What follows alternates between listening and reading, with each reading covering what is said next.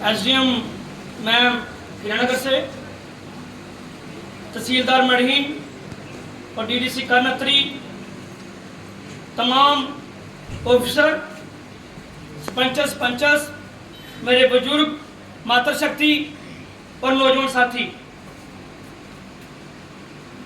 हम जिस साहब आपका तहे दिल से शुक्रिया अदा करते हैं कि आपने कीमती टाइम निकालकर आप हमारे मढ़ी में आए। हमारे यहाँ बहुत सारे मसले हैं सर, एक मसला नहीं है। जैसे हम जहाँ पे आए, बहुत से बुजुर्ग जो हमारी माताएं जहाँ बैठी हुई थी, ये कि पेंशन का मसला था कि पेंशन टोटली बंद हो चुकी है। कुछ हमारे बुजुर्ग पेंशन लगाने के चक्कर में आज खत्म भी हो चुके हैं कि पेंशन ऑनलाइन की जाए।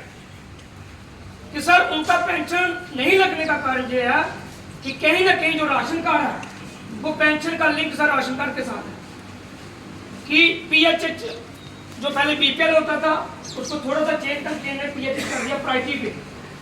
जो प्रायोरिटी पे राशन कार्ड है उसकी पेंशन जो है वो लग रही है। जो एनपीएचएच है नॉन प्रायोरिटी में है उसकी सर पेंशन सभी लोगों की बंद कर दी है। लेकिन जो नॉन प्रायोरिटी में है वो इतने लैंड लोग नहीं है। वो सर अगर जिम्मेदार है तो 1 किला 2 किला उनके पास जमीन है। अगर उनके 3 बेटे हैं तो कोई रेडी वाला, कोई फड़ी वाला, कोई लेबर का काम कर रहा है, लेकिन उनकी टोटल पेंशन बंद की गई है।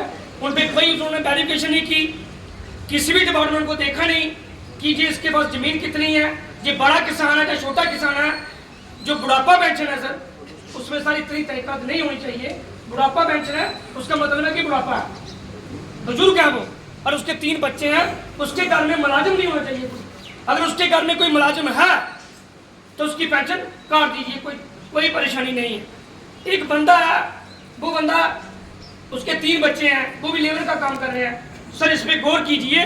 और राशन कार्ड जो है वो 2011 के बाद राशन कार्ड नया इन्होंने बनाया नहीं। एक बार 2016 में ऑर्डर हुआ था राशन कार्ड बनाने का, वो भी इन्होंने बनाया।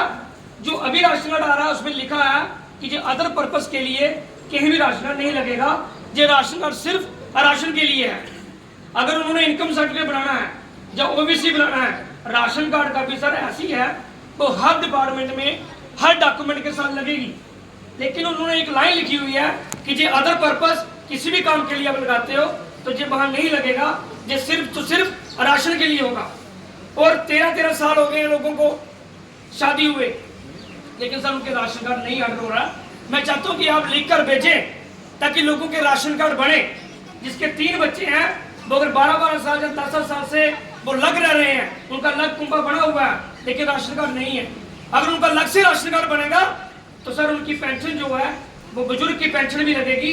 ये मेन जो प्रॉब्लम आ रही है वो राशन कार्ड में आ रही है। आप जहाँ आए हो हमने आपको ही बताना है, तो आपकी आगे रिक्वेस्ट है कि आप इसको आगे लिख कर भेजें ताकि राशन कार्ड का जितनी जल्दी हो सके सर तो राशन कार्ड बने ताकि लोगों को सुविधाएं मिले।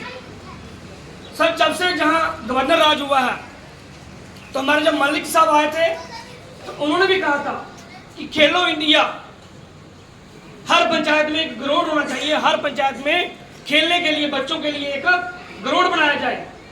ऑर्डर भी हुए सर, उसी बात में हम भी उसी के चपेट में आ गए। हमने भी लिख के भेजा कि हमें भी हमारी पंचायत को भी एक ग्राउंड दिया जाए, एक स्टेडियम दिया जाए, जिसमें रेवेन्यू में निशानदेही करके वो जमीन सर 40 कनाल वो दी गई। और हमारा जो डिपार्टमेंट है ब्लॉक रूरल डिपार्टमेंट, उन्होंने सर पैसा भी सेक्शन हुआ 14FC का सर, अभी दोबारा हमने अफसोस किया है। हमारा काम वहां लगा, नींगे निकली, रेत बजरी पत्थर सभी आया, लेकिन उसके बाद किया हुआ कि लोगों ने हाई कोर्ट में एक स्टेटस को ले लिया। स्टेटस को क्या था कि जमीन सरकार है, जमीन स्टे लैंड है, लेकिन हमें वहां मालिक बनाया जाए, हमें मालिकाना हक दिया जाए। सर हम चाहते हैं कि उनको मालिकाना हक दे। अगर सरकार जमीन पे अगर कोई कानून है कि उसको मालिकाना हक मिलता है तो दे, ताकि सर हमारी वहां से लड़ाई खत्म हो। वो पार्टी रेवेन्यू बना हुआ है, रेवेन्यू हर तहसीलदार लिख के भेजता है कि ये जमीन स्टे लैंड है, इसमें पैसा सेक्शन हुआ है, ये काम लगना चाहिए। पहले ऐसे नंदा वकील थे, वो चले गए सर, 4 साल उन्होंने घुमाया। अभी हमारी वहाँ मैम मोनिका जी आए हैं, वहाँ हम गए थे 2-3 सरपंच मिलने के लिए। उन्होंने आश्वासन दिया कि हो जाएगा। मेन सर ये है कि वहाँ हाई कोर्ट में 4 साल से फाइल पड़ी हुई है, कोई भी वकील वहाँ फाइल उठा के जज के आगे नहीं रखता है। अगर वो रखे वो एक दिन में आर्डर हो जाए ताकि बच्चे खेलें। सर 22 पंचायतों में आप पूछ सकते हो, एक शब्बेचक में पंचायत है जहाँ ग्राउंड बना हुआ है, बाकी सर कहीं ग्राउंड नहीं है। सर मेरी बच्ची 6th क्लास में पढ़ रही है, 2 नेशनल खेल के आई है, गोल्ड मेडल लेके स्पीड बॉल में।